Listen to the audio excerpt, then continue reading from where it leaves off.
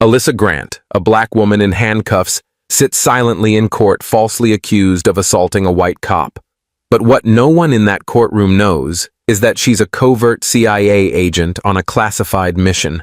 Officer Brent Kessler, blinded by prejudice, doesn't just lie, he throws a punch that could unravel everything. What happens when a federal secret meets a racist fist in the very place meant for justice? Have you ever seen truth weaponized in silence? Tap the like button if you're ready. Let's step inside the courtroom. The courtroom was unusually quiet that morning. Not because it was empty, it wasn't. There were enough eyes watching, enough murmurs behind cupped hands, enough curiosity clinging to the air like dust in sunlight. But the hush came from something else, something deeper. It was the kind of silence that follows a headline that never made it to print. And at the center of it all sat a woman in chains, Alyssa Grant. Mid-30s, tall, composed, unmistakably black. Her hands, though cuffed, rested gently on her lap as if she were waiting for a train, not a sentence. The tracking bracelet around her ankle peeked from beneath her slacks every time she shifted slightly in the defendant's chair. She wore no expression, no fear, no anger, not even fatigue. Just that same calm stare aimed somewhere far past the judge's bench, like her mind was moving through another timeline altogether. To the public record, she was the defendant in case number 04831, B assault and battery, against a law enforcement officer. That's what the docket said. That's what the newspapers would have said too if anyone had bothered to report it. But no one really knew who she was. Not the overworked public defender who sat beside her rifling through notes he barely understood. Not the smug district attorney who seemed more interested in the presence of local media than in the weight of justice. And certainly not the officer who had brought this case to life, Brent Kessler. Kessler stood tall, dressed in uniform, his posture rigid and rehearsed. He was a white man with a long jawline, clean-cut hair, and the kind of smile that never quite reached the eyes. His badge gleamed under the courtroom lights, but it was the glint of superiority in his eyes that stood out more. He had told his version of events before, that this woman had attacked him during a routine interaction, unprovoked, aggressive, dangerous. He recited it now with the same cadence, the same dramatic pauses. The judge, a man of few expressions and fewer words, barely looked at Alyssa as he reviewed the opening statements. To him, it seemed she was already on her way to a guilty verdict. But there was something strange about how Alyssa carried herself, something that didn't quite match the story being told about her. The woman sitting there didn't look like someone who had lost control.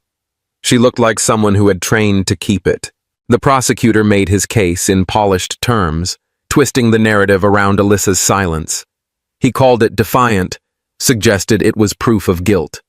He emphasized the danger of a woman who would attack a uniformed officer in broad daylight, even without a weapon. It's not about what she said, he told the jury. It's about what she did, and her silence. That's the loudest evidence we have. The public defender, meanwhile, stumbled through a weak rebuttal. He mentioned trauma, vaguely insinuated mental stress without offering context, and ultimately leaned on the idea that maybe Alyssa had simply made a mistake. He didn't ask for justice, he asked for leniency. He didn't speak like someone who believed his client had a reason, and Alyssa, through all of it, didn't flinch. What no one in that courtroom knew, what no one was allowed to know, was that Alyssa wasn't just a defendant. She wasn't just a woman caught in a system that too often devoured women like her.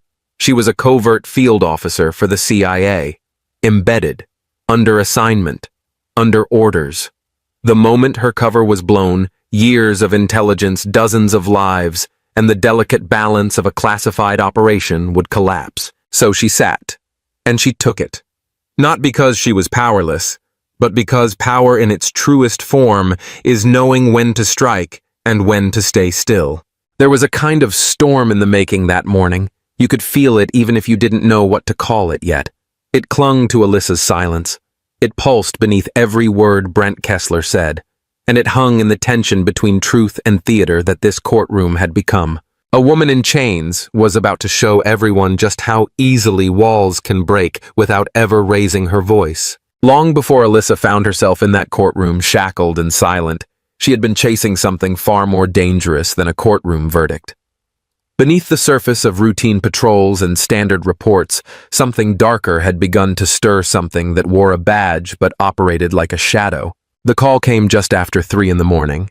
No pleasantries, no names, just a directive. A folder had already been left for her, its contents slim but heavy with implication. It held a pattern: missing women, falsified arrests, surveillance footage that never made it to evidence rooms. Different cities, different victims, but a common thread ran through them all.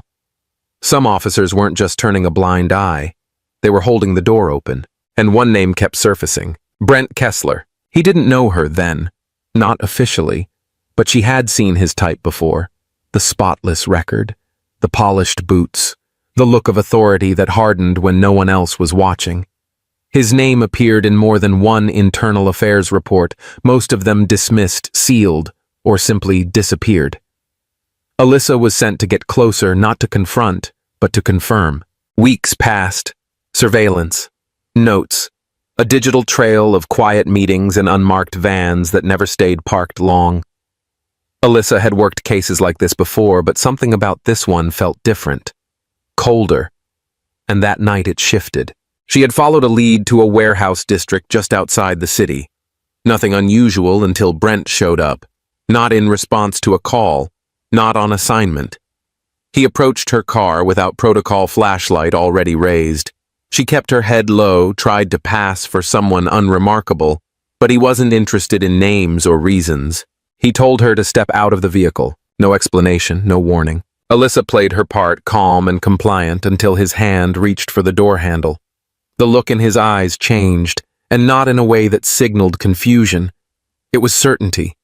The kind of certainty that didn't come from instinct, but from familiarity. He knew exactly who she wasn't supposed to be. She moved fast, controlled, efficient. A shoulder lock and a quick step backward was all it took to disable him just long enough to escape. She didn't leave a mark.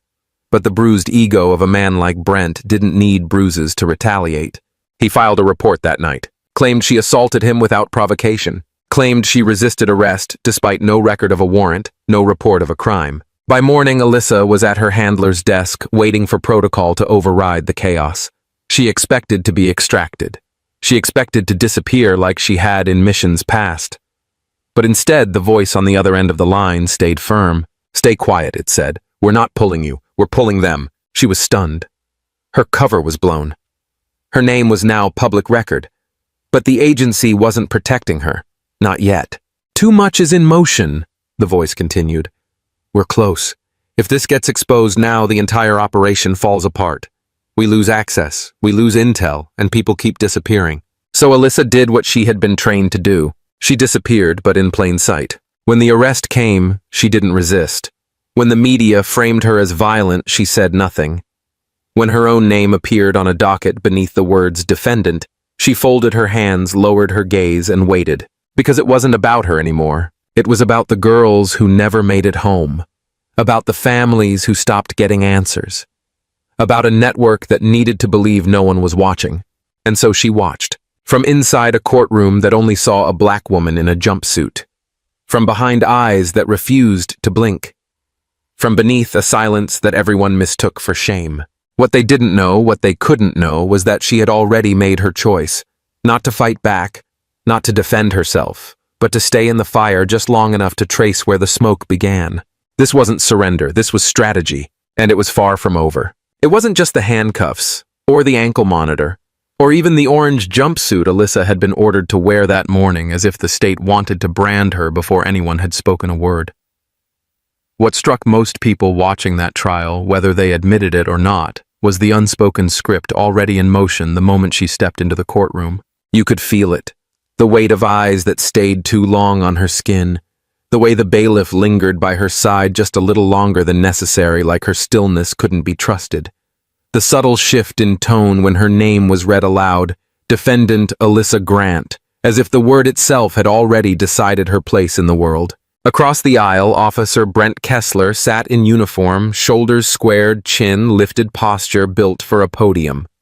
He didn't just wear his badge, he performed it.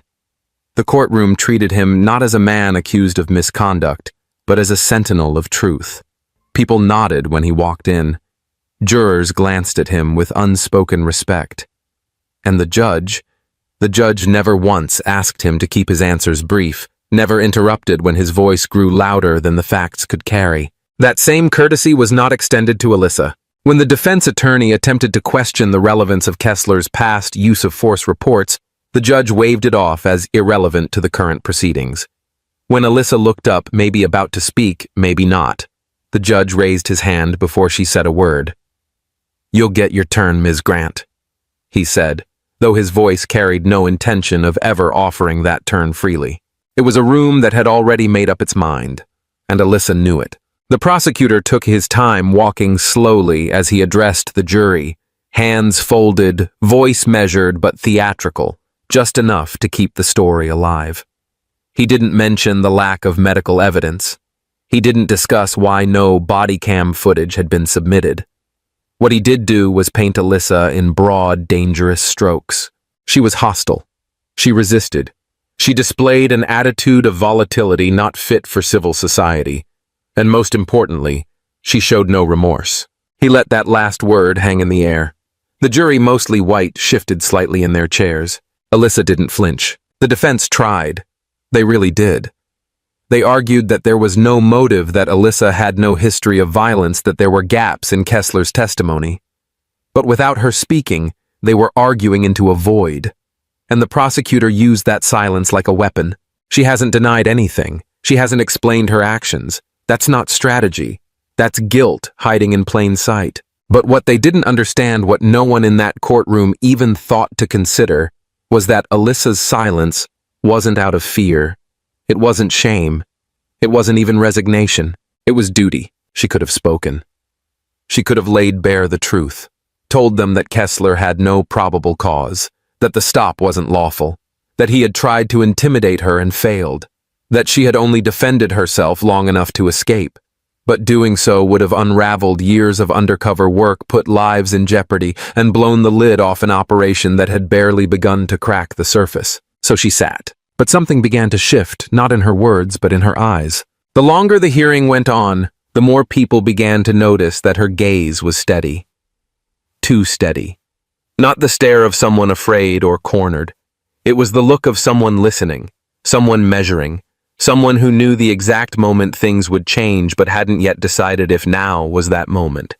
Even Kessler began to glance over at her more often, less confident than before.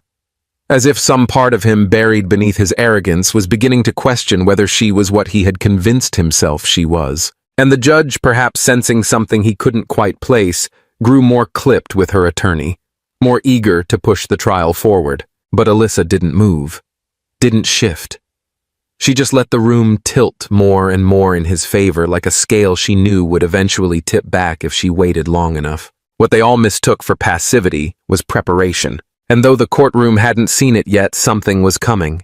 Something just beneath the surface, coiled and waiting. Because silence when chosen isn't weakness. Sometimes it's the beginning of power. The first time Alyssa truly understood what injustice felt like, she wasn't the one in handcuffs. She was 8. It was summer. Her father had taken her to a hardware store on the edge of town, a quick stop, nothing special. But by the time they left, he had bruises on his ribs and blood in his mouth, and she never saw that store the same way again. They said he fit the description. That was all. A man had stolen a lawnmower the week before, and someone thought he looked close enough. He never raised his voice, never resisted. But that didn't matter when 3 officers decided he didn't belong there. Alyssa remembered the sound of her own voice screaming as they threw him to the pavement right in front of her, hands behind his back, face to the gravel. Her father kept his eyes on her the entire time. He didn't cry out, not once. But his silence that day was not strength, it was shame. That memory lived in her. It changed her. Not overnight, not in one grand epiphany, but slowly. She started noticing who got followed in stores, who got asked for ID, who never made the evening news when they went missing. And by the time she was old enough to choose a path, she didn't hesitate. She didn't want a spotlight.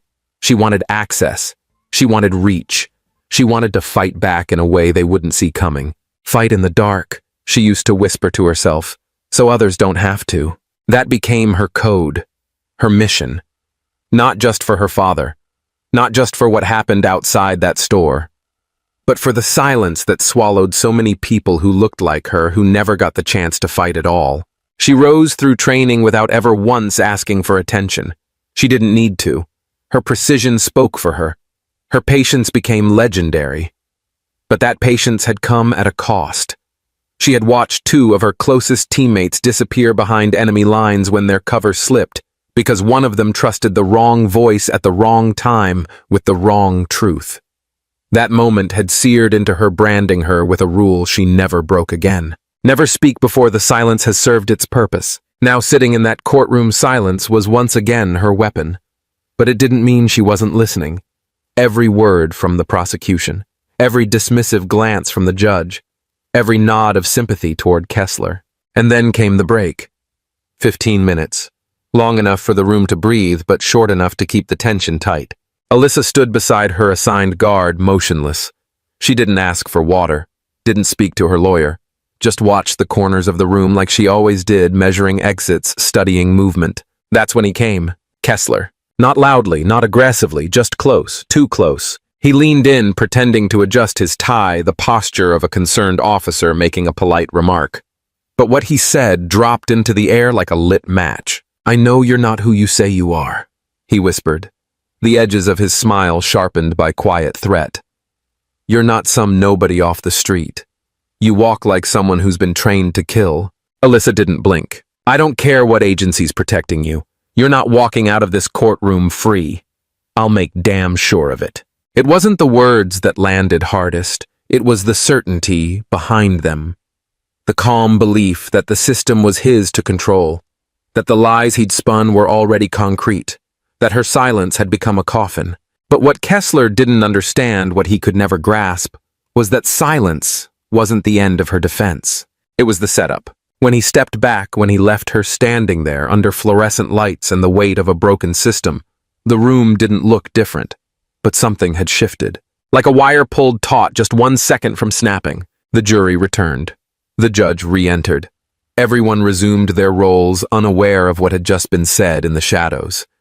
But Alyssa's stillness had changed. Slightly. Sharper now. Her eyes not just observant, but calculated. Not waiting any more timing. Because now she wasn't just holding back for the mission. Now it was personal. There's a point when silence stops being strength and starts becoming a threat, not to the one holding it, but to those who can't control it. And that moment came fast, right after the recess ended. The courtroom had settled back into place, but the air had changed. It was tighter, the kind of atmosphere where something was bound to break. Alyssa could feel it before it even started, Brent's posture stiffening with the same arrogance he'd always carried, but now with an edge of frustration. He had been certain her silence would shrink her. Instead, it had unsettled him. He took the stand again, and this time he didn't stick to the script. The prosecutor prompted him gently, but Brent barely needed it. He stared across the room at Alyssa as he answered, almost like he was performing just for her. The jury noticed, of course, but the judge said nothing. Neither did the defense attorney, whose objections had already been overruled 3 too many times to bother anymore. Then came the question. "Officer Kessler, did the defendant ever speak to you during the incident?" Brent hesitated. Just a second, enough for his smile to slip out. "No, not a word. Not even when I asked what she was doing outside the restricted zone. She just stared, like she didn't think I had the authority to stop her." Then eyes locked on Alyssa, he added, "But she'll talk now, won't you?" Alyssa didn't move. The room went still. It wasn't part of the protocol, of course. The prosecutor hadn't told him to go off script like that. But no one stopped him either. "Go on," he said, voice louder now. "Tell them what you were doing out there. Tell them what kind of woman attacks a cop and then acts like she's above the law." Still, she said nothing, and that's when he stepped down. He wasn't supposed to. Witnesses don't leave the stand without instruction. But Brent didn't care. He walked across the room, slow and measured at first, pretending to adjust his belt like he had some place official to be. But then, he was at her side, standing too close, leaning in again. "You think you're untouchable," he muttered, low enough that only she could hear. You think hiding behind silence makes you powerful? Still, Alyssa didn't answer. And then he snapped. No warning, no hesitation. Just a sudden, violent swing of his arm that landed with a sickening thud against her shoulder close to her collarbone. The impact knocked her sideways in her seat, the gasp from the gallery like a single sharp breath sucked from 100 throats. Someone in the back fumbled with a phone, scrambling to open the camera. Another person shouted, "Hey!" but no one moved fast enough to stop it. A uniformed officer ran forward and grabbed Brent, pulling him back, but not with the urgency that the moment demanded.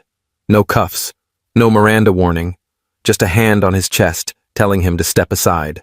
The judge slammed his gavel once, twice. "Order in the court," he yelled, but the words fell like pebbles into a tidal wave. Brent stood there, chest heaving.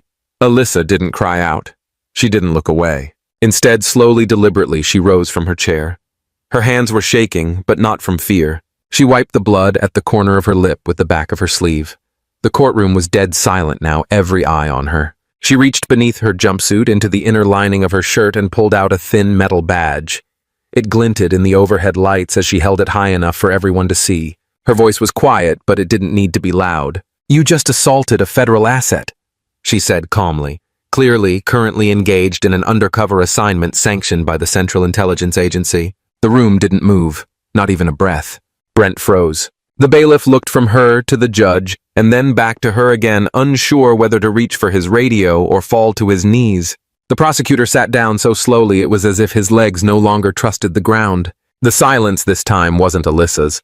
It belonged to everyone else now, because in that one sentence, she had flipped the entire weight of the courtroom. And for the first time in that trial, perhaps for the first time in his life, Brent Kessler understood what it felt like to be standing in the wrong place, facing the right kind of truth.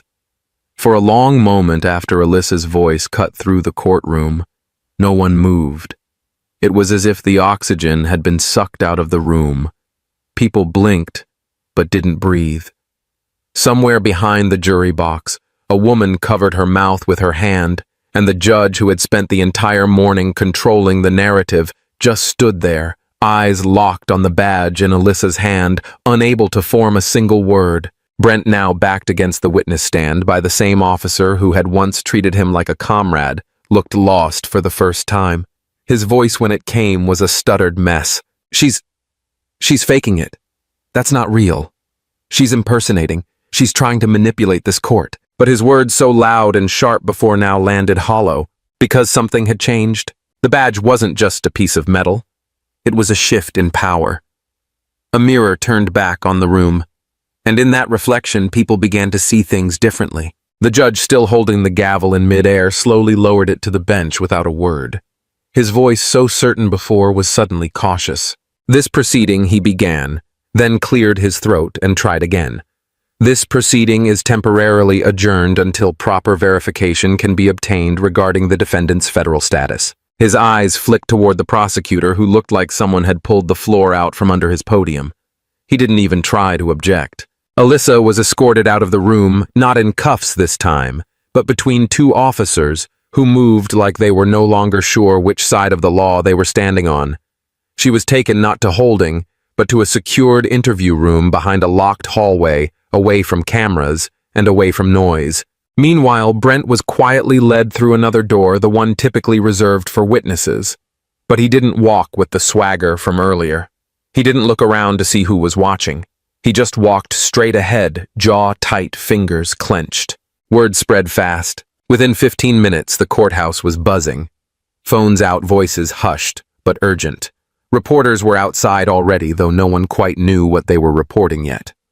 Inside, whispers filled the hallways. That's when Warren Mace arrived. The sheriff walked in like he owned the building, which for years he almost had. Broad frame gray at the temples, reputation built on restoring law and order, he had backed Brent's promotion more than once. But today he didn't speak to Brent. He went straight to the judge's chamber door, shutting tight behind him. In the waiting area outside Alyssa's court-appointed lawyer, until this moment more like a bystander than an advocate, was still seated, papers in lap, head down. That's when she came. A woman in her late 50s, glasses low on her nose, court badge clipped to a plain navy blouse. One of the clerk's quiet, unnoticed someone people passed by every day. She stopped beside the lawyer and slipped him a folded envelope. No introduction, just a single sentence. You might want to look into the sealed internal affairs files.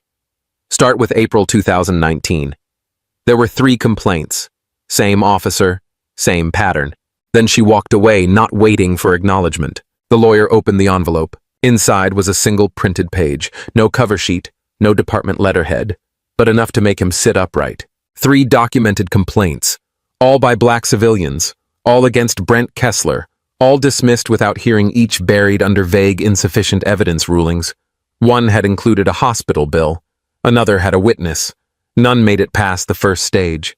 The lawyer looked up at the closed courtroom door, then at the security camera above him. Suddenly the case wasn't just about one punch. It was about everyone that had come before it. And Alyssa, who had walked in that morning as a defendant, chained and silent, was no longer the one under the spotlight, because the system had just blinked.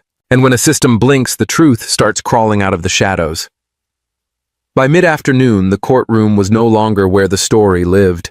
It had moved, leapt from marble floors and echoed hallways to glowing phone screens and millions of watchful eyes. All it took was a single punch captured on a shaky cell phone video and the silence that followed it. Then came the hashtag, CIA in chains. The video spread fast, first through private messages, then into public feeds. It showed everything: the restraint on Alyssa's face, the aggression in Brent's, the sound of flesh hitting bone, and finally, most damning of all, the quiet unveiling of the CIA badge. In a matter of hours, the footage was on national broadcasts. Prime-time anchors used the word alarming. Civil rights leaders called it a federal disgrace. Outside the courthouse, people began to gather.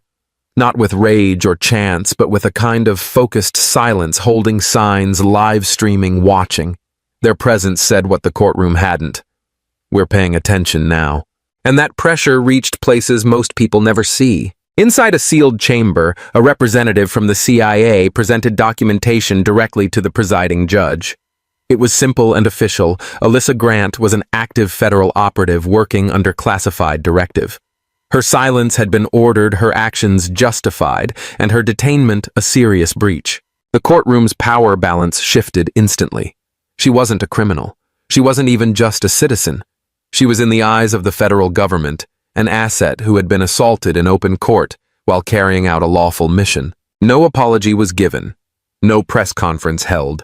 But the judge signed a release order without hesitation. Alyssa walked out not as a defendant but as a woman reclaimed.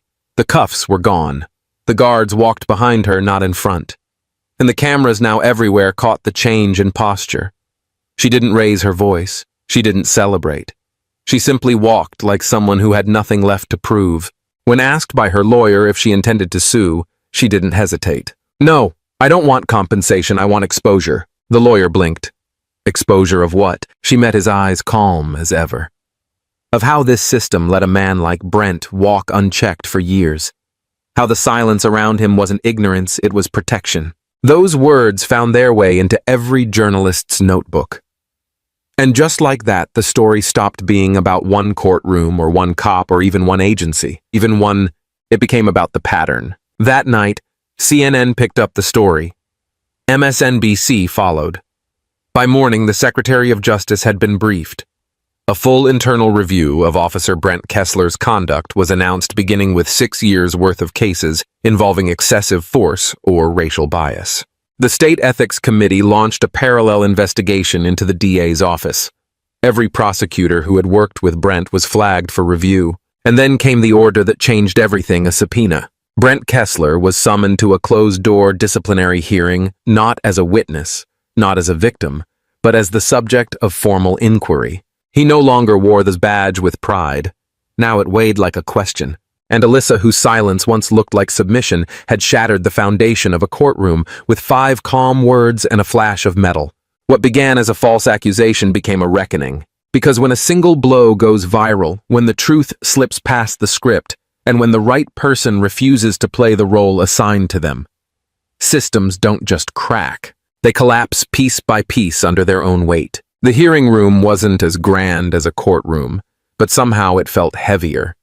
There were no sweeping benches, no wood-paneled walls, Just a long table, tired chairs, and the scent of consequence hanging in the air.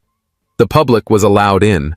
Not everyone came to gloat. Some were just there to witness what accountability looked like if it would actually show up this time. Brent sat stiff in a gray suit that didn't quite fit right, the fabric bunching at the shoulders like it was trying to escape him.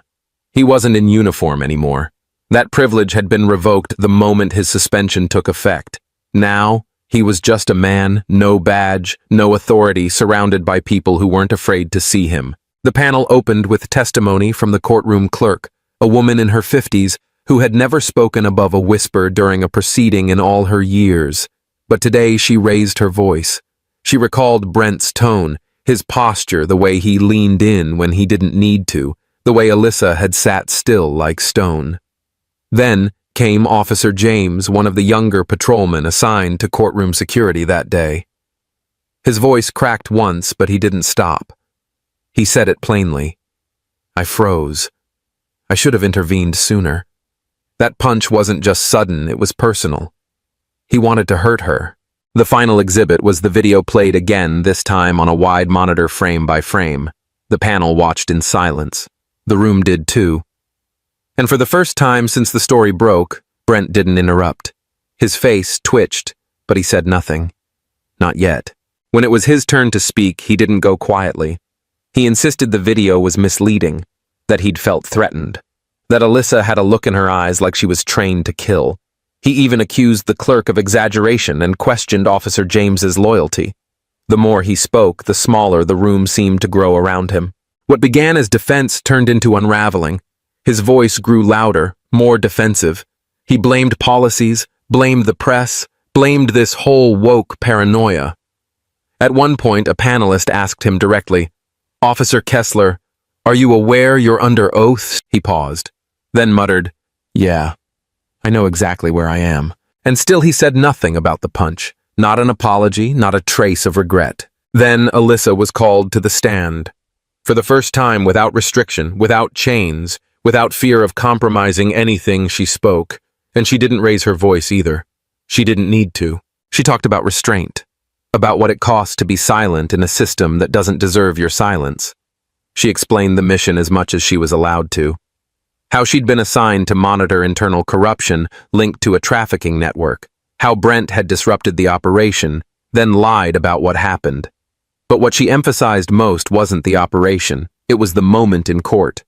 That man hit me in front of everyone. And no one stopped him, not because they couldn't, but because they didn't think I was worth protecting. I didn't stay quiet because I was scared. I stayed quiet because I believed somehow that if I honored the system, maybe it would honor me back. I was wrong. There was a long pause when she finished. The kind of silence that doesn't need words to be loud. The panel took only minutes to deliberate. The outcome wasn't a surprise. Brent Kessler was permanently terminated from law enforcement. His license revoked. He was referred for federal prosecution on charges of assaulting a federal employee, perjury, and obstruction. He didn't yell as the decision was read. He didn't walk out with a final glare. He sat there blinking as if trying to remember how it all came apart. When Alyssa rose to leave, she didn't look back. But something remarkable happened. The room stood, no fanfare, no cheering, just people rising to their feet. Quiet. Still. A collective act of recognition, not for revenge, not even for justice, but for the sheer dignity it took to walk through fire and not burn with it. Outside the hearing room, the sun was already setting. Reporters leaned in with microphones ready to grab her words. But Alyssa said only one thing. "Tell them I showed up, even when the system didn't." Then she walked into the orange light taller than any verdict. The storm had passed, at least on the surface. The headlines began to fade, moving down the screen as newer crises claimed the spotlight. But for those who had watched closely, something lingered. Something that couldn't be shaken by a news cycle. Alyssa didn't grant interviews. She didn't go on talk shows or post on social media. When her name was mentioned in the press, it was always with a kind of reverent distance, as if even journalists sensed she wasn't someone to be packaged or simplified. She never raised her voice. But the one line she did share, tucked quietly in a classified internal bulletin to fellow CIA operatives, spread farther than any televised soundbite. Justice requires timing, not volume. No one could trace how it got leaked. But once it did, it took on a life of its own. It appeared in think pieces on protest signs, even quoted in a college commencement speech. It wasn't just a statement, it was a philosophy. And it belonged to someone who had lived it under chains. 1 month later, a well-known civil rights group reached out asking Alyssa to speak at a summit on policing reform. The invitation was genuine. They offered support, a platform, even a chance to lead a national campaign on justice accountability. She declined, politely, firmly. "I work in the places people don't look," she said, almost like a whisper. "And I belong where silence still has a purpose." Some didn't understand. Others respected it even more. And then came the last image of Brent Kessler anyone would ever see. It wasn't a press release or court transcript. It was a blurry photo snapped through the back window of a transport van. He was seated, cuffed, head low, jaw clenched. The man who once strutted through a courtroom now disappeared into a system he used to control. There was no uniform, no badge, only the look of someone whose fall had come too late to change him. Alyssa saw the photo. She didn't flinch. She didn't speak his name again, not even once. That same evening, she stepped outside a safe house far outside the city and dialed a number that hadn't changed in 20 years. Her mother answered on the third ring.